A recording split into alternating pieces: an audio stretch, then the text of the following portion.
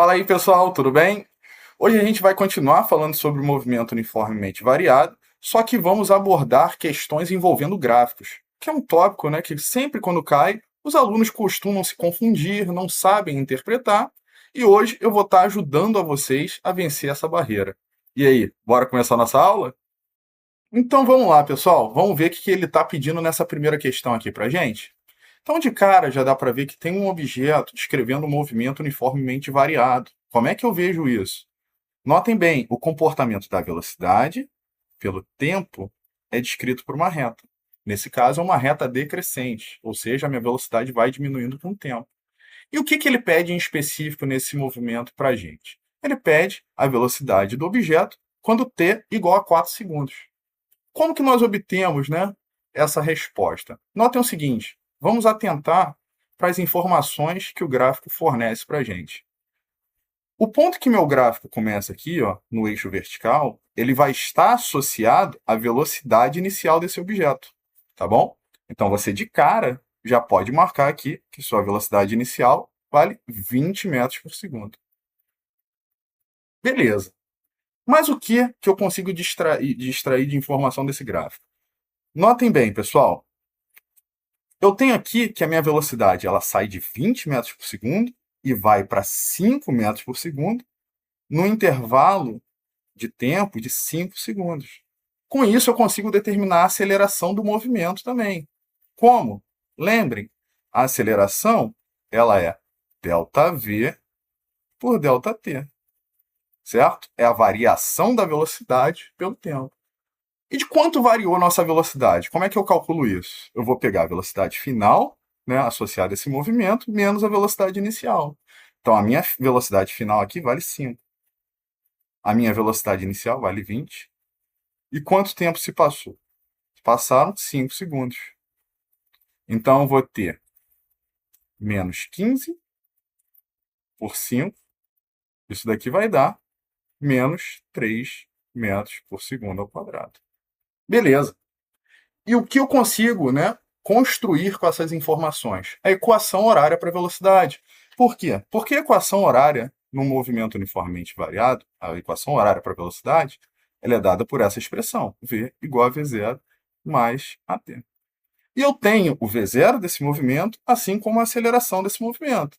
Qual a equação horária para esse movimento? É v igual a 20 menos 3t.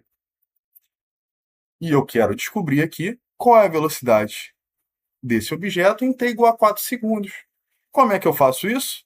No lugar de t aqui, eu vou substituir 4 segundos. Tá bom? Então vamos lá. Eu vou ter aqui que v é igual a 20 menos 3 vezes 4. Né? 3 vezes 4 vai dar 12. Então eu tenho que 20 menos 12. Isso daqui dá 8 metros por segundo. Bem de boa, né? Essa foi só para a gente aquecer. Bora para a próxima? Vamos lá, pessoal. Vamos dar uma olhadinha nessa questão que vocês vão ver que é uma questão que você só precisa interpretar o enunciado aqui sem fazer muita conta. E é claro, tem que lembrar do conteúdo que nós já falamos nas aulas anteriores, tá bom? O que ele diz para a gente? Eu tenho um objeto aqui, descrevendo um movimento uniformemente variado, né? E entre 0 segundos e 1 segundo, ou seja, entre esses dois instantes aqui, esse objeto percorre 1,5 m, tá bom? E ele quer saber quanto que esse objeto vai percorrer entre os instantes 2 segundos e 3 segundos, tá? O que você precisa saber para fazer essa questão de maneira muito fácil? Você precisa lembrar que em todo gráfico V por T, a área desse gráfico, deixa eu dar minha fonte aqui, a área desse gráfico, ela corresponde ao delta S, ou seja, ao deslocamento, tá bom? Então notem o seguinte, entre 0 e 1 segundo, qual é a área associada ao deslocamento desse objeto? A área associada ao deslocamento desse objeto é justamente esse trapézio aqui que eu vou destacar para vocês, tá bom? E como que eu posso, né, dividir esse trapézio, pessoal? Eu posso dividir esse trapézio em 3 triângulos, tá bem? Por que eu estou fazendo isso? Ele fala que nesse intervalo de tempo, esse objeto se deslocou 1,5 m. Então você pode imaginar que a área de cada triângulozinho desse corresponde a meio metro. Você vai ter meio metro, mais meio metro. Então esse ΔS, que eu vou chamar de ΔS1, ele vale 1,5 metros. Tá? Como que eu construo esse ΔS1? É a área de 3 triângulos, tá? Ou a área de um quadrado mais um triângulo, tá bom? O que nós concluímos aqui? Que a área de um quadradinho equivale a 1 metro, tá? Agora vamos olhar a figura que ele pede para nós calcularmos o deslocamento associado. Então, novamente, vai ser um trapézio, só que esse trapézio ele é um pouquinho maior, né? Ele tem esse tamanho que eu estou destacando aqui para vocês. Beleza? E qual é a área desse trapézio? Notem bem, eu tenho aqui um quadrado, ou seja, 1 metro de deslocamento, mais um quadrado, mais 1 metro de deslocamento, mais um quadrado, mais 1 metro. Então já tem 3 metros aqui, mais um triângulo, que corresponde a meio metro. Então, o deslocamento que interessa para a gente nessa questão vai ser 1 mais 1 mais 1 mais meio. Dá, então, 3,5 metros. Bem tranquila, né, pessoal? Vamos lá, vamos para mais uma. Vamos dar uma olhada nessa próxima questão aqui, pessoal. O que acontece nela, né?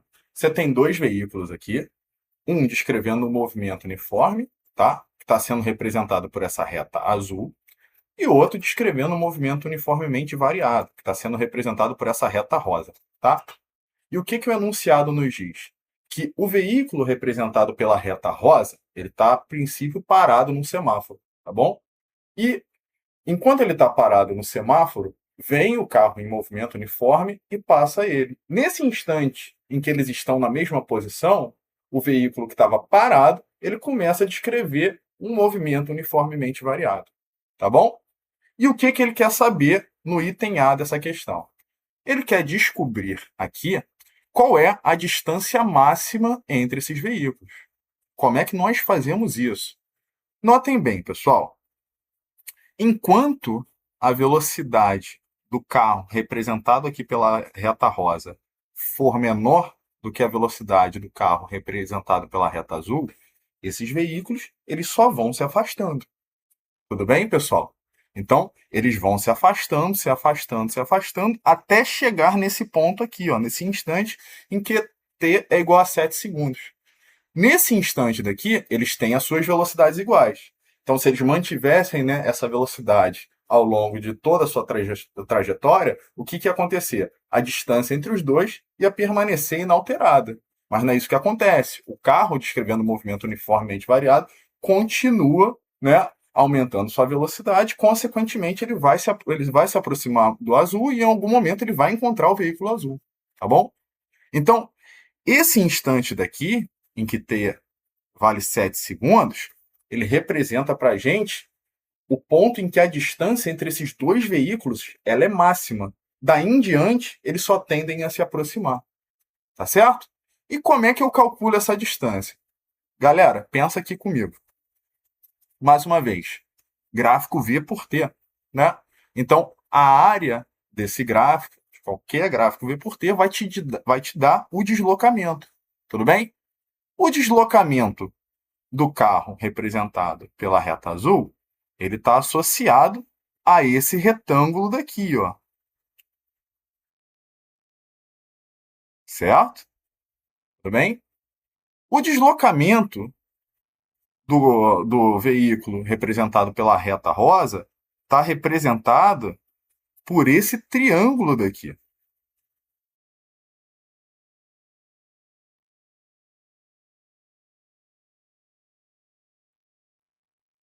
Tudo bem?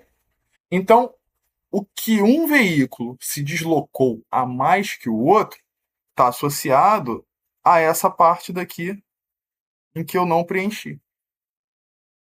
Tá bom, pessoal? Isso é claro para vocês? Então, como é que eu faria isso, né? Como é que eu determinaria essa distância máxima entre os veículos? Ah, muito simples. A distância máxima vai ser a área do retângulo menos a área do triângulo,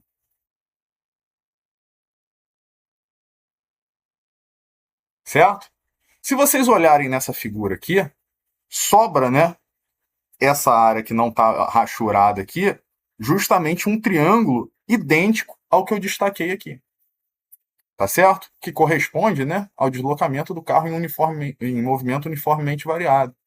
Como é que eu calculo essa área daqui, pessoal? É a área de um triângulo, galera. Não tem muito mistério.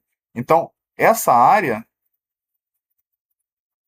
ela vai ser dada pela base, que aqui eu posso escolher como sendo esse 20 aqui, vezes a altura, que vale 7, certo? Dividido por 2. Então, vai ser 20 vezes 7 dividido por 2. Isso daqui vai dar para gente 70 metros. Tranquilo, né? Sem dúvida. Bora ver o item B dela. No item B, ele quer saber em qual instante eles se reencontram. Né? Tem algumas formas de fazer essa questão, que eu acho mais simples aqui. Você pode imaginar que o deslocamento desses dois veículos vai ser igual. Porque notem bem, né? Você tinha um veículo parado, o outro veículo passou por ele, e daí o veículo que estava parado começou a andar, certo?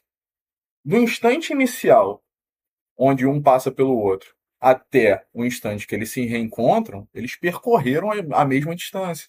Então eu posso aqui, sem problema algum, igualar o deslocamento do veículo A com o deslocamento do veículo B. Certo?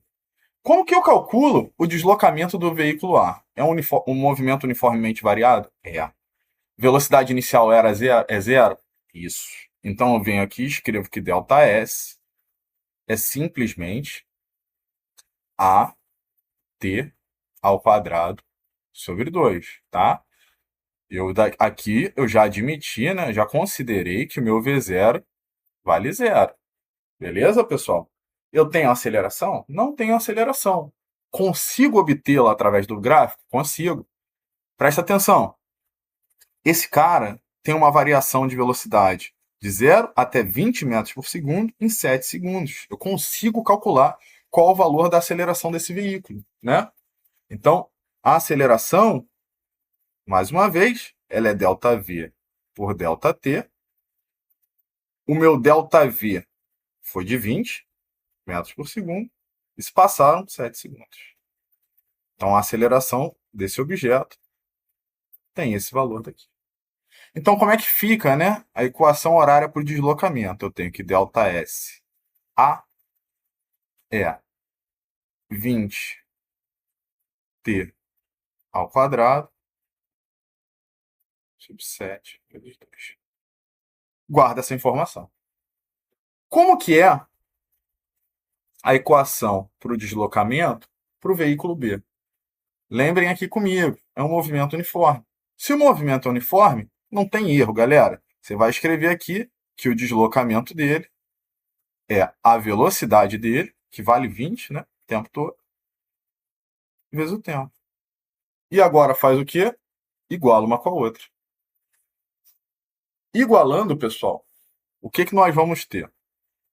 Deixa eu até botar aqui para vocês não se perderem quando estiver estudando depois.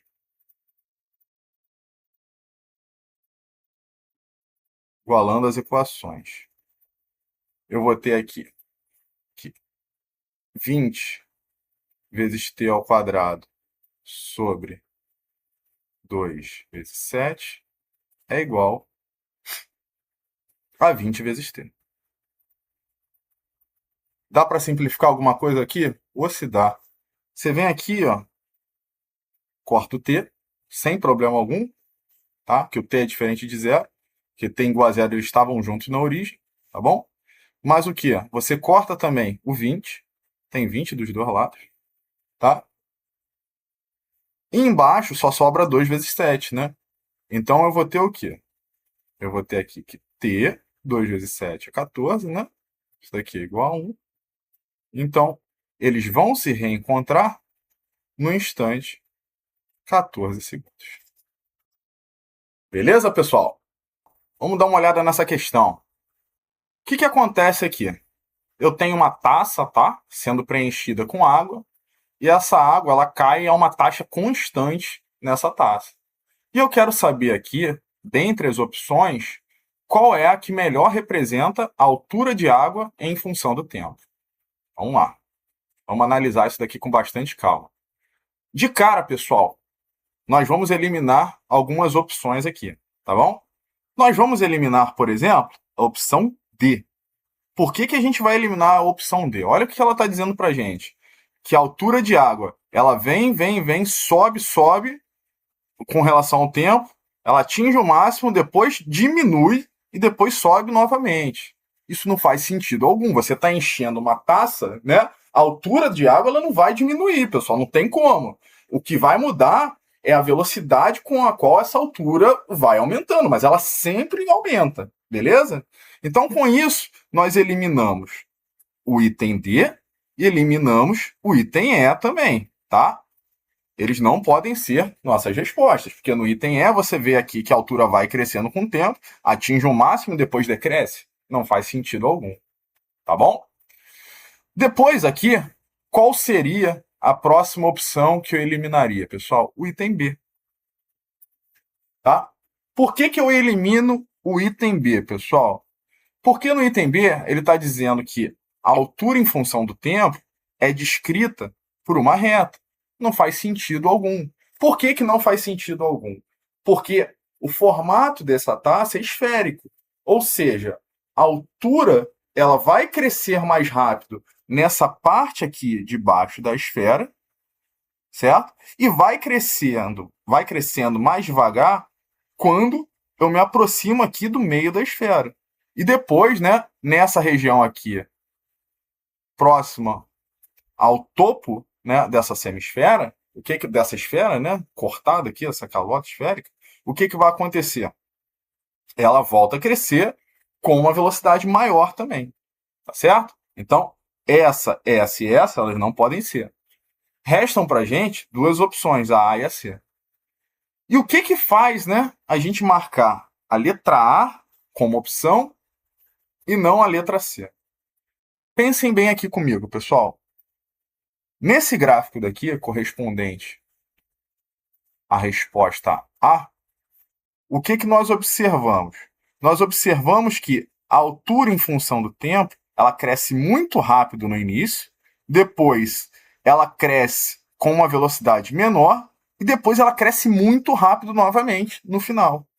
O que me dá, né, essa percepção de crescer muito rápido ou muito devagar? É a inclinação do gráfico. Quanto mais próximo da vertical tiver, né, essa inclinação do gráfico, isso significa que maior vai ser o crescimento da altura com relação ao tempo.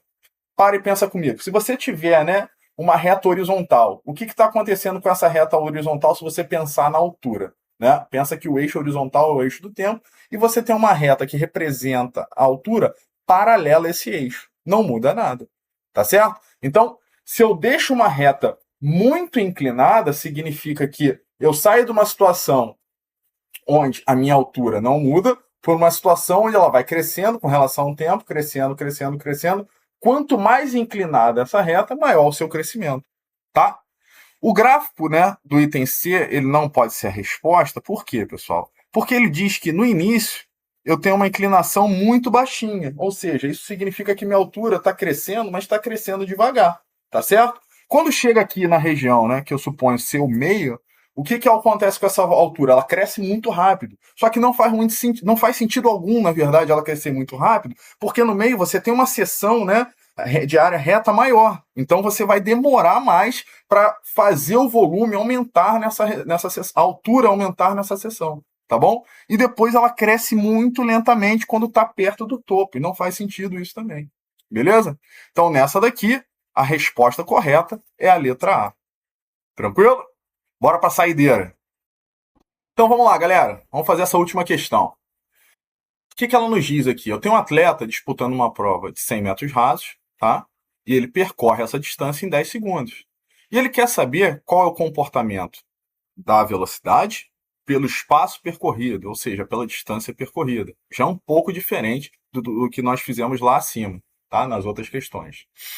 Como que eu vou fazer essa questão? Primeira coisa, vamos determinar os elementos importantes, né? A velocidade final atingida nesse percurso e a aceleração desse objeto, beleza? Para achar a aceleração, é fácil? É fácil, galera. Notem o seguinte, eu posso usar aqui que ΔS é V0t mais AT ao quadrado sobre 2. Esse primeiro carinha aqui, ó, vai embora, tá? Então eu tenho simplesmente que o ΔS, no lugar de ΔS, eu vou colocar a distância que esse cara percorre, 100 metros. Isso daqui é igual. A aceleração é o que nós queremos achar, vezes quanto tempo ele demora para percorrer esses 100 metros? 10 segundos. Né? Sobre 2. Né? Então, 10 ao quadrado, galera, 100, né? Então, eu posso cortar aqui direto. Fazendo isso, eu vejo que A sobre 2 é igual a 1. Então, minha aceleração vale 2 metros por segundo ao quadrado. Beleza. Primeira informação que nós temos. O que eu consigo obter aqui também? A velocidade desse atleta no final do percurso. Como? Lembra lá da equação horária da velocidade. V igual a V0 mais AT. Mais uma vez, isso daqui vai embora, porque ele parte do repouso. Então, eu vou ter que V vai ser a aceleração que nós acabamos de achar, 2 vezes o tempo da prova, 10 segundos. Então, isso daqui dá 20 metros por segundo.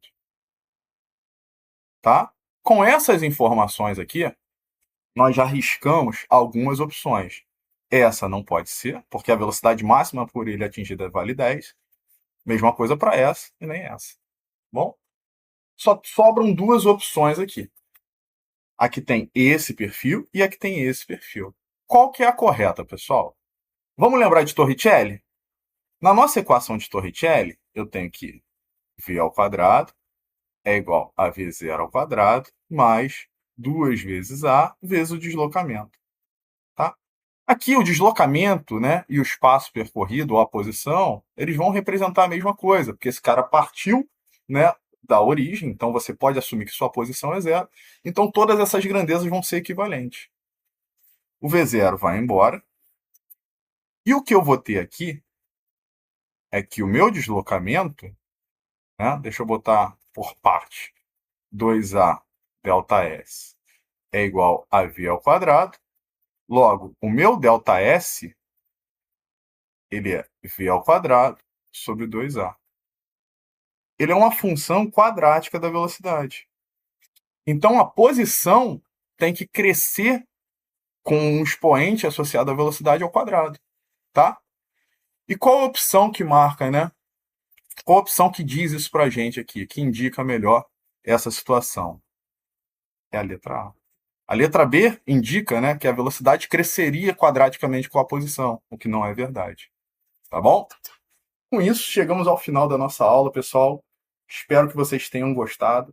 Deixa seu like aí, se inscreva no canal se ainda não se inscreveu. Um grande abraço e até a próxima.